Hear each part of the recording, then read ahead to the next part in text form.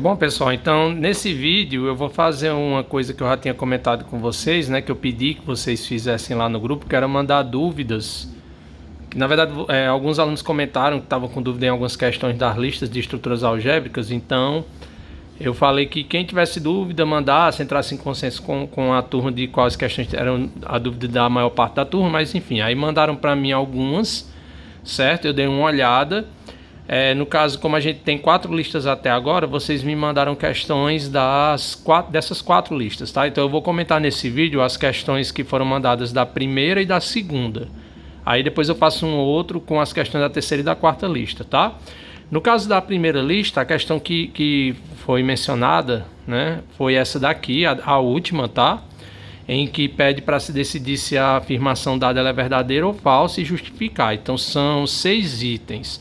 Aí, pessoal, é o seguinte, como eu fui dar uma olhada, porque teve uns trabalhos que eu passei para vocês, que foi justamente resolver questões das listas, né, que eu selecionei, e vocês fazerem essas resoluções, deixarem elas guardadas aí para depois, né, a posteriori, vocês me entregarem. Então é o seguinte, eu fui observar das questões que foram mencionadas que vocês estavam com dúvidas, se alguma delas faziam parte dessas que eu selecionei, e tem umas que fizeram. Então aí as que no caso fazem parte, mas que tem muitos itens, então eu resolvi os itens que não fazem parte do trabalho, tá? E as questões que fazem parte eu não vou resolver, porque a ideia é que vocês tentem fazer, mas eu posso dar alguma sugestão de onde encontrar, certo? Em algum livro, enfim, é isso que eu vou fazer. No caso da primeira lista foi essa questão, então. E ela faz parte do trabalho 1, que eu selecionei questões da lista 1 e da lista 2. No caso dessa questão aqui, eu separei para vocês resolverem o item A, B e C. Bom, o item A, B e C, então, eu não vou resolver, porque faz parte lá do trabalho, mas a dica que eu dou no caso do item A, pergunta se existem, né, números primos P1, P2, P3 e Q1, Q2, tal que essa igualdade é válida. Aí, no caso, vocês vão ter que observar, lembrar lá da definição de número primo, e considerar que se essa igualdade for verdadeira, isso vai ferir a definição, a própria definição de número primo, tá? Então vocês é só atentarem para esse detalhe.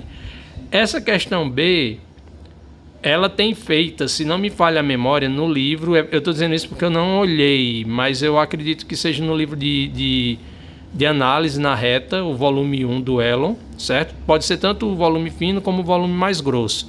Lá na parte de enumerabilidade, se não me falha a memória, é quando ele justamente vai provar que Q é enumerável.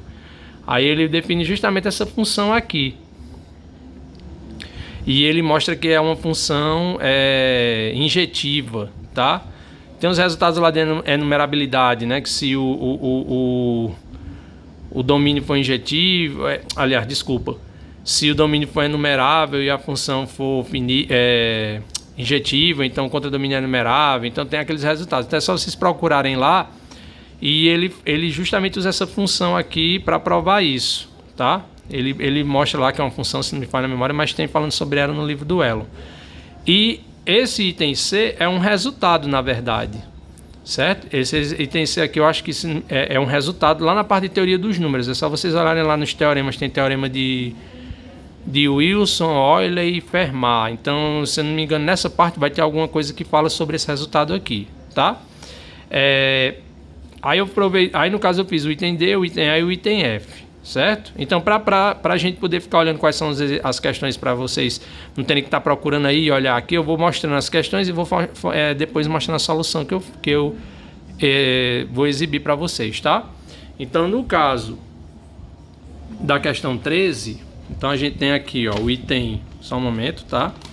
O item D, tá? Então, no item D, ele fala o seguinte, vamos lá, no item D, você tem que A é um número ímpar, então ele diz que o MDC de 2 e A é 1. Bom, nesse caso, a gente pode provar simplesmente da seguinte maneira. Tem um resultado lá que a gente viu na parte de números primos, de MDC, desculpa, que se a gente conseguir uma combinação, se a gente quer encontrar o MDC entre dois números, né?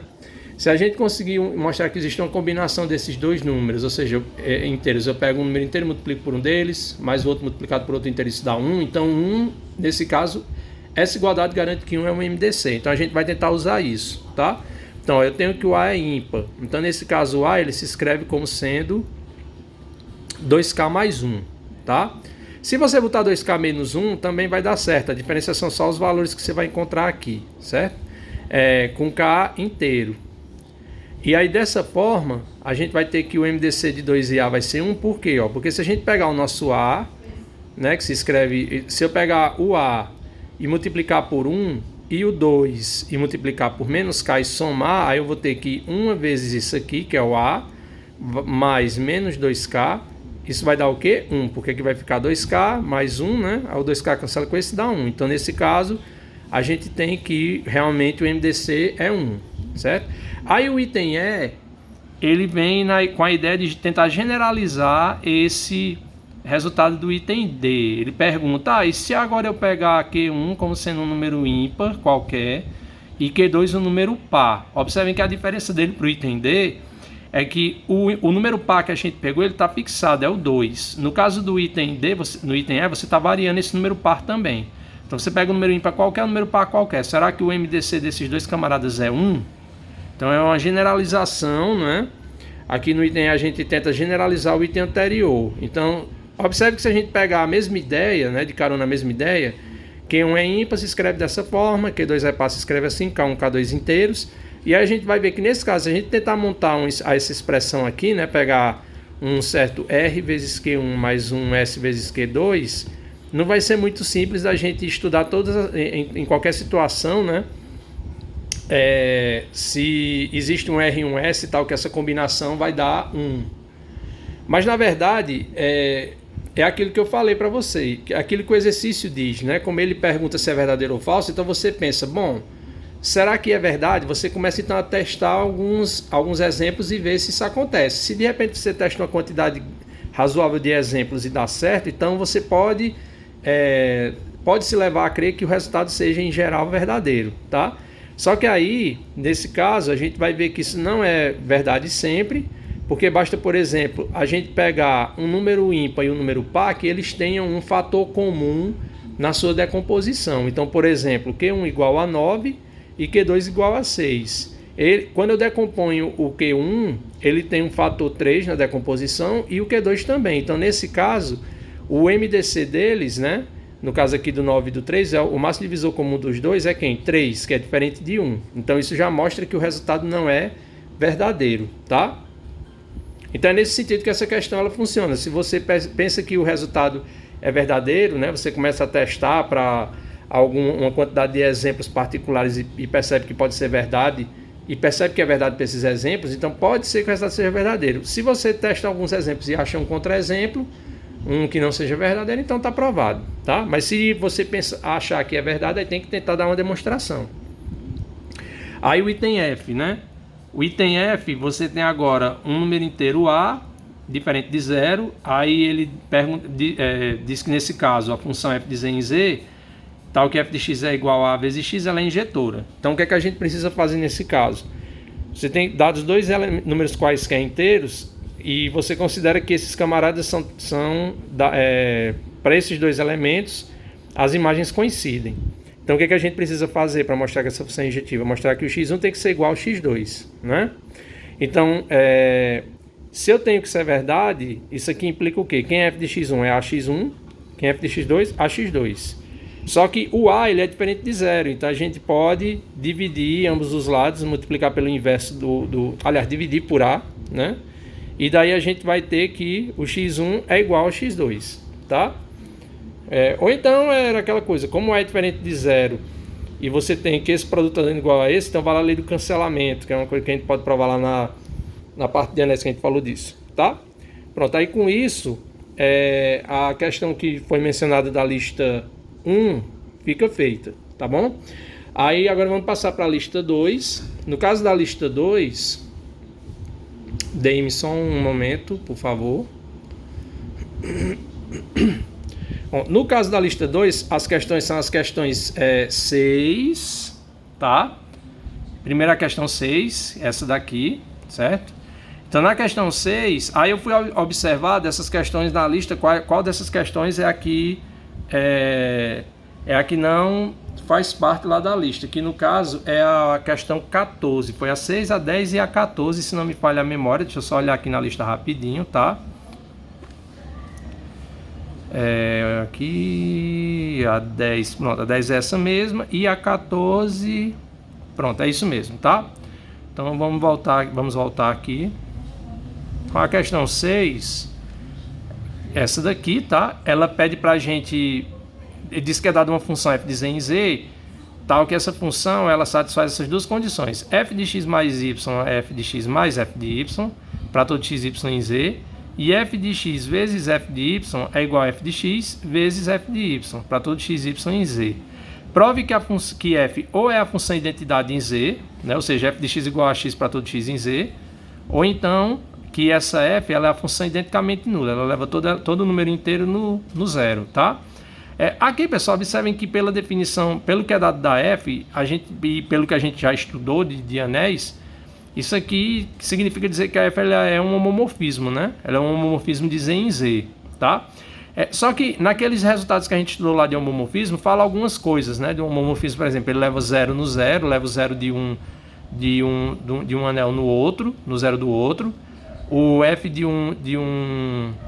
do inverso de um elemento é menos o f desse camarada, né? Aí tem os outros resultados lá, que fala que se a função, se o domínio contra domínio forem domínios de integridade, aí tem umas outras informações, né? Mas dá pra gente provar unicamente tendo em vista essas propriedades aqui, tá? Como é que funciona? Da seguinte maneira, ó. Então vamos lá. Bom, primeira coisa, a gente quer provar que essa função ou ela é identicamente nula ou ela é a identidade, né? Bom, antes de mais nada, vamos observar o que acontece. Então tem dois elementos em particular aí que a gente tem que observar como é que essa função age neles, que isso aí vai ser suficiente para a gente conseguir o que a gente quer, porque é o seguinte, ó. Quando eu pego um número inteiro, ou ele é positivo, ou ele é zero, ou então ele é negativo, né? Então, no zero, no caso do zero, vai justamente acontecer o que a gente sabe lá do resultado, né, de homomorfismo. Porque se eu pegar f de zero eu posso escrever como sendo 0 mais 0, então vai ficar isso aqui igual a isso, usando a propriedade de que a soma, eu posso quebrar essa soma dessa forma, eu vou ter que f de 0 é igual a ele mais ele, então não tem jeito, o f de 0 tem que ser quem? O elemento neutro da soma, né? Aqui no caso é só você somar o menos f de 0 em ambos os lados, tá? Se quiser ser mais sistemático. E outro elemento que a gente vai observar como é que a função funciona, bom, então no caso aqui f de 0 é 0. Isso aqui serve para as duas situações, porque se a função for identicamente nula, ela em particular leva o 0 no 0, e se ela for identidade, ela leva o 0 no 0. Beleza? Então essa informação aqui ela já vai ser importante também por conta disso. Agora, outro elemento que a gente vai considerar vai ser o 1. Essencialmente por dois motivos, porque o f de 1 ele vai ter duas possibilidades de valor para ele, de acordo com as propriedades da f, e porque a partir do 1 eu posso obter qualquer número inteiro. Então é isso que, se eu souber a informação do f de 1, eu posso obter a informação do f de qualquer elemento, porque essencialmente qualquer elemento é eu somar o 1 uma certa quantidade de vezes. Então eu uso recursivamente essa propriedade aqui, ó, tá? Então como é que a gente vai conseguir alguma informação sobre o valor de f de 1? Eu tenho que f de 1 é igual a f de 1 vezes 1, né? 1 é igual a 1 vezes 1. Aí usando a propriedade da multiplicação, que isso aqui quebra dessa forma, eu vou ter que o f de 1 é igual a f de 1 ao quadrado. Então eu vou ter essa igualdade, né? Passando f de 1 para o lado, somando menos f de 1 em ambos os lados. Colocando f de 1 em evidência, eu vou ter isso aqui, que f de 1 vezes f de 1 menos 1 é 0. Como z é um domínio de integridade, então a gente tem que isso aqui obriga que ou f de 1 é 0, ou então f de 1 menos 1 é 0, tá? Então cada uma dessas duas situações é que vai promover o resultado que a gente deseja encontrar, tá? Porque é o seguinte, só um momento. Tá? Ó, então, primeiro, se o f de 1 for 0, né? Se a gente tiver que o f de 1 é 0, Aí nesse caso o que é que vai acontecer? Para todo x em z, a gente tem que f de x eu posso escrever de modo que eu consiga nesse f de x colocar essa informação. Por quê? Porque f de x eu posso escrever o x como sendo x vezes 1. Aí uso o fato de que isso aqui eu posso quebrar na multiplicação. Como f de 1 é 0, vai ficar f de x vezes 0. Então isso aqui vezes 0 dá 0. Qualquer número inteiro vezes 0 dá 0. A gente prova até as propriedades mais gerais para outros anéis na lista. Então com isso eu tenho, no caso se o f de 1 for 0, então eu tenho que f de x é 0 para todo x, inclusive para o 0. Aqui na verdade inclui isso também, mas inclusive para o 0, tá? Então isso aqui me diz que uma das possibilidades para minha f é que ela é a função identicamente nula, que é o caso em que acontece isso aqui, ó. Agora no caso em que acontecer que o f de 1 é igual a 1, o que é que a gente tem? Bom, nesse caso, a gente vai justamente usar a ideia de que eu falei de que o 1 ele serve como gerador de qualquer para o conjunto dos números inteiros. A gente tem que para cada n inteiro, tá?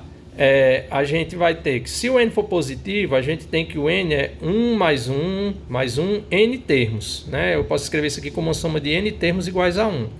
Então o que é que a gente vai fazer? A gente vai calcular o f de n, a nossa ideia é mostrar que nesse caso o f de n é o próprio n.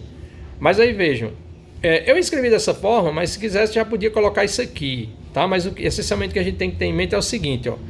O f de n, eu posso escrever o n dessa forma, porque aí eu uso justamente o fato de que eu posso quebrar nessa soma, e eu já sei que o f de 1 é 1, então eu vou ficar com o f de n menos 1 mais 1, tá? Depois eu vou... Então a ideia é a gente sempre ir diminuindo aqui, reescrevendo isso aqui, de modo a colocar como sendo alguma coisa em função do n mais 1, ou seja, eu vou em cada etapa diminuindo a unidade daqui e somando 1, para compensar, para dar justamente isso, mas para eu poder usar a mesma informação. Então, no caso, eu vou escrever agora o n menos 1 como sendo o n menos 2 mais 1, aí quebro a soma, aqui é 1, então vai ficar f de n menos 2 mais 1 mais 1.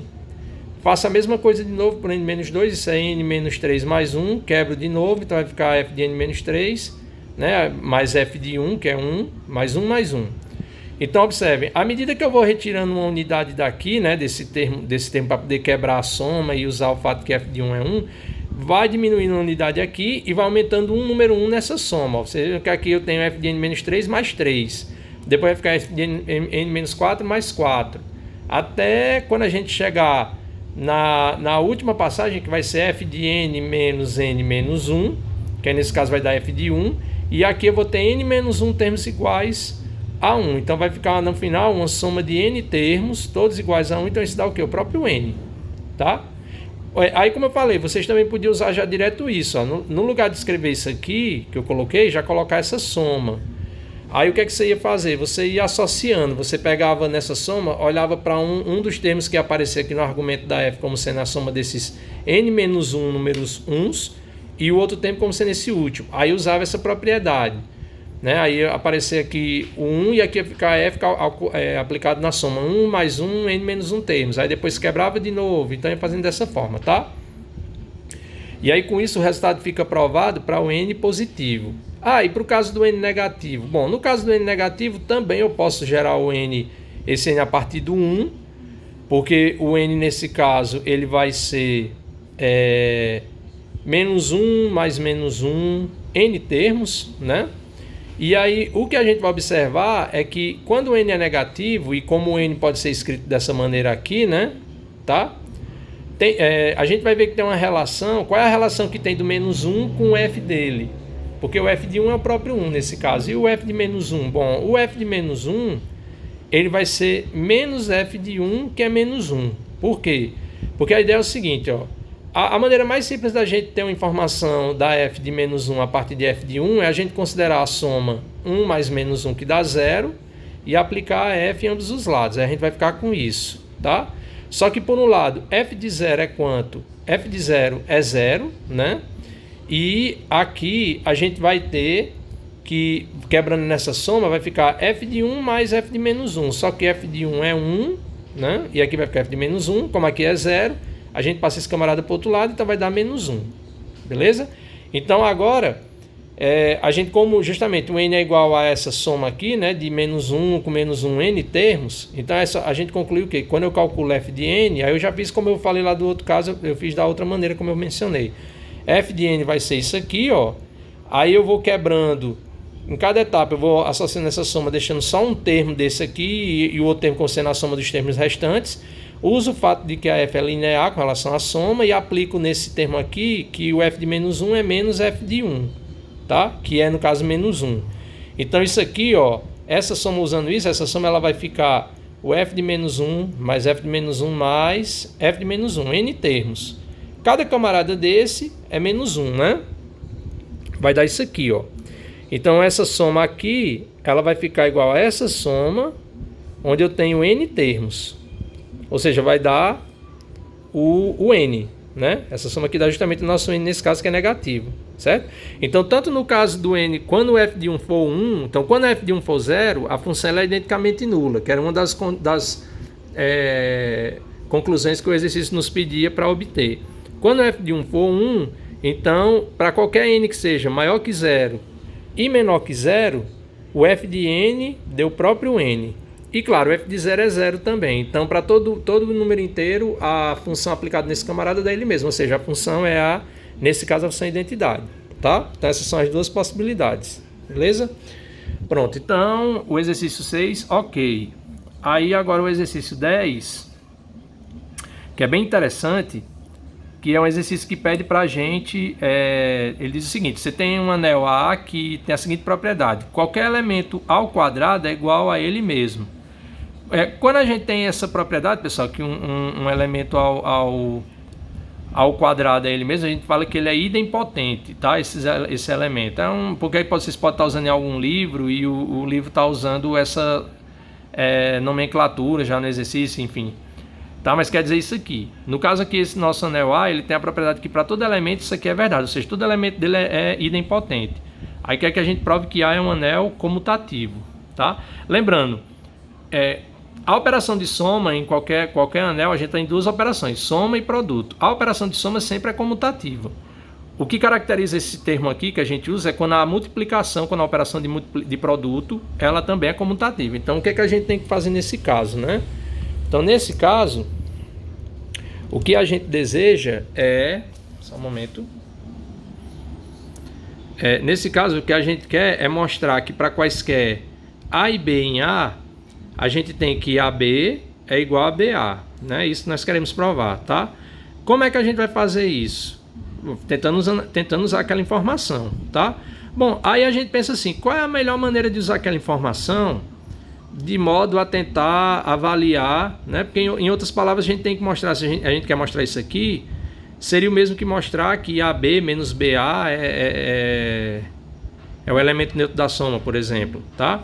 Mas a maneira mais fácil da gente usar essa informação da hipótese lá do enunciado, com esse A e esse B qualquer, de modo a fazer aparecer, a gente pensa assim, a fazer aparecer AB e BA do mesmo lado da igualdade, para tentar mostrar que aparecendo como uma soma ou diferença, isso, enfim, se for uma diferença dá um elemento neutro.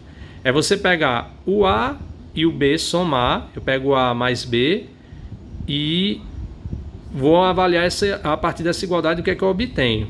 Porque essa igualdade é verdadeira por hipótese, né? Porque como A e B são elementos de A, se eu somo, isso aqui ainda é um elemento de A.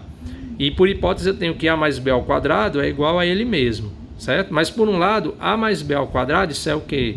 Aí você vai colocar... Lembrando que tem que ter cuidado aqui, né? Porque isso não é produto notável. A gente sabe a ideia de potência no anel como produto, né? A ao quadrado é A vezes A. Então, A mais B ao quadrado é A mais B vezes A mais B. Então, tem que escrever dessa forma e sair distribuindo. Quando a gente pegar A mais B vezes A mais B, então distribuindo o A pelo outro parêntese, vai ficar A vezes A, que é isso aqui, A vezes B, que dá isso. Aí agora eu vou pegar o B e vou distribuir o produto em relação à soma do parênteses. Então vai ficar B vezes A, que dá esse termo, e B vezes B, que dá isso aqui. E do outro lado fica igual a A mais B. Bom, A vezes A é A ao quadrado. Por hipótese, isso é A. B vezes B é B ao quadrado, que por hipótese é B. Então eu vou ter que essa soma aqui dá igual a isso aqui. Ah, mas aí veja, eu já tenho A, tenho B aqui, tenho A e tenho B aqui. Então, o que é que você pode fazer? Claro, como já tem A e B aqui, aqui A e B, então isso já implica necessariamente que esse camarada aqui é o elemento neutro. Mas aí se você quiser ser mais sistemático, você soma o menos A de um lado, do outro, menos B e menos B, tá? Mas isso aqui implica que A mais B, AB vezes AB mais BA é o elemento neutro, tá? Bom, aí daí a gente conclui, né, então, que o AB é igual a menos BA. Aí você pensa, eita, mas não era para concluir que AB é BA? Por que deu menos BA? Então o resultado o resultado está errado? Não, não está errado, tá? Porque a gente pensa o seguinte, bom, como AB deu menos BA para aquele raciocínio, para eu conseguir chegar no que eu quero, bastava, por exemplo, que o BA, por sua vez, fosse menos ele. Se, por exemplo, o BA for menos ele, ou o AB for menos AB, né? Então aí eu já resolveria o problema, porque se o BA for menos BA, aí eu vou ter que aqui vai ficar menos BA da BA. Aí a gente tem a igualdade que a gente deseja. Bom, mas nesse caso, então, o inverso de BA teria que ser menos ele. Tinha que ser igual a ele mesmo, na verdade, né? O inverso que eu falo é o inverso aditivo, tá? Então, se a gente provar que o inverso de BA, o inverso aditivo é menos BA, então está provado. Ah, mas espera aí, lá naquela soma, aquela conta que a gente fez, ela vale para qualquer A e qualquer B. Então, em particular, se eu pegar o A igual ao B, lá naquela igualdade, né? Ou seja, eu fizer o A e o B igual a um certo X, aí eu vou ter que x mais x ao quadrado, é isso aqui, né? Mas pela nossa conta, você usa aí aquela mesma conta, né? Pega na mesma conta lá, eu tinha A mais B ao quadrado igual a mais B, resultou nisso, né? Então, se eu pegar o A igual ao B igual a x, eu vou ter isso aqui, mas o resultado diz o quê? Vai ficar A vezes B igual a menos B vezes A, tá? Aí aqui é x ao quadrado, aqui é x ao quadrado, só que x ao quadrado é x, aqui também. Então, com isso eu obtenho que para qualquer x em A, o inverso dele é menos ele, tá? Aliás, desculpa. Para qualquer elemento x em A, o inverso aditivo desse camarada é igual a ele mesmo, né? Ó, o x é igual a menos x, tá?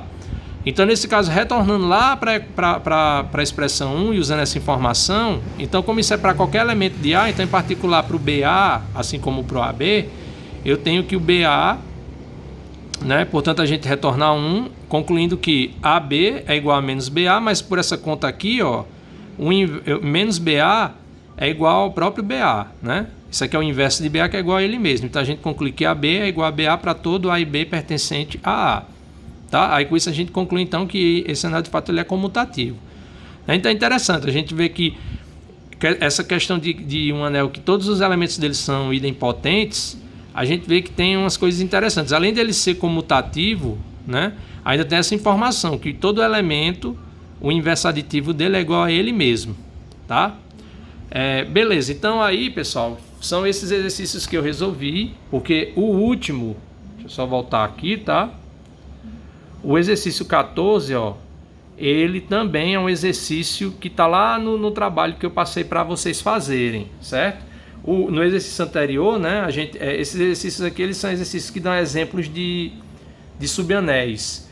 Então, no caso do exercício 13, ele pede para provar que a interseção... A gente viu que interseção de subanéis é um subanel, mas no caso do exercício 13 ele diz que isso ainda é verdade, mesmo que você pegue uma sequência infinita de subanéis, tá? E no caso aqui do exemplo 14, né, do exercício 14, desculpa, ele pede para mostrar por um exemplo que se você supuser a mesma situação do item do exercício 13, mas substituindo a interseção pela união, que esse camarada aqui pode não ser um subanel de A, mesmo que todos esses sejam, tá? Aí eu aconselho fazer o quê? Tente pensar num exemplo que pode ser de uma quantidade finita mesmo, de subanéis, de um dado anel, que com a quantidade finita você já pode conseguir exemplos de que essa união aqui, desses camaradas, não é um subanel, mesmo todos eles sendo. Que aí isso vai servir como uma ideia para pensar num exemplo mais geral, tá bom? Aí no próximo vídeo eu vou comentar sobre as questões da lista 3 e da lista 4. Ah, também foi pedido, deixa eu só voltar aqui, para falar sobre essa questão 2 aqui da lista 1. Bom, essa questão 2, não é a questão 2 não, desculpa, eu acho que dê só um momento aqui, eu acho que é aqui, peraí. Cadê? Pronto, na verdade é essa questão 2 da segunda lista. Tá? Bom, essa questão aí a gente fez em sala, numa aula que até a gente teve num dia de sábado. Eu fiz esse item aqui, ó, Que foi no caso lá eu fiz para o Z raiz de 2. Aí eu demonstrei tudo que se pede aqui, ó. Aí eu até comentei, pessoal, agora vocês podem generalizem, porque é o mesmo raciocínio que vocês estão fazendo, que a gente fez lá em sala, é o mesmo para essa primeira questão, para quando o P é qualquer número primo, que no caso lá era o 2 em particular que a gente fez. Aí o exercício 2, ele pede para fazer essa mesma coisa aqui, ó. É para considerar o conjunto agora Q raiz de P com a soma e o produto igual ao que essa soma e o produto é isso aqui, ó, igualzinho ao que está sendo descrito aqui, certo? A diferença é que agora o A e o B, eles são números racionais e não números inteiros, tá? São todos os números inteiros, mas aí inclui o restante dos racionais, tá? Além dos inteiros que estão contidos nos racionais, obviamente. Aí pede para justamente fazer essa mesma conta aqui, que vai ser muito semelhante também à conta que nós fizemos lá muito parecido ao raciocínio que a gente fez em sala, tá? E o que ele diz é que ainda vai satisfazer a última condição lá da definição, né, daquelas condições da definição de anel, que a gente viu quando tem aquelas condições adicionais vão recebendo outros nomes, que no caso aqui do Z raiz de P ele vai ser um domínio de integridade, e no caso de Q raiz de P ele vai ser um corpo, tá? Então aí, quem não veio na aula do dia de sábado que eu fiz a conta para o caso do Z raiz de 2, é só fale lá no grupo com quem esteve presente e peça para repassar essa resolução, que aí é só seguir os mesmos passos. Tá bom, pessoal? Então, no próximo vídeo eu falo das questões restantes que foram mencionadas. Tenham uma ótima noite e até lá.